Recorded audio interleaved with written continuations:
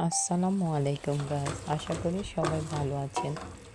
আমি আজকে আপনাদের মাঝে একটা নতুন রেসিপি নিয়ে এসেছি, কাজলি মাছের চচ্চড়ি। আমরা যারা বিদেশে থাকি তারা সবাই সাধারণত ফ্রোজেন মাছ খাই বাংলাদেশে।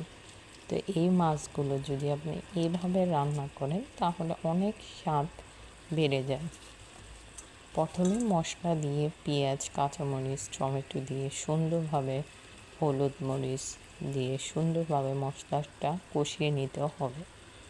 কষানো শেষ হলে মাছগুলো ফ্রেশ করে ধুয়ে সেখানে টমেটো, কাঁচামরিচ, রসুন, আমি সামান্য পরিমাণে বোম্বাই মরিচ দিয়েছি, ধনিয়া পাতা, লেবুর রস দিয়ে সুন্দর মতন মেখে 5 মিনিট রেখে দিতে হবে। তারপরে সেই কষানো মশলাগুলোর উপরে এই গুঁড়া মাছগুলো ঢেলে দিতে হবে।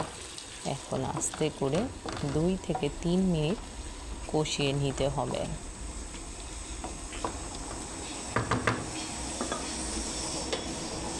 কষিয়ে নেওয়ার পরে ঢেকে দিয়ে সামান্য পরিমাণে পানি অ্যাড করতে হবে এবং এর উপরে কিছু পরিমাণে রসুন দিয়ে দিতে হবে। এটা অপশনাল, ইচ্ছা হলে দিতে পারেন, না হলে না।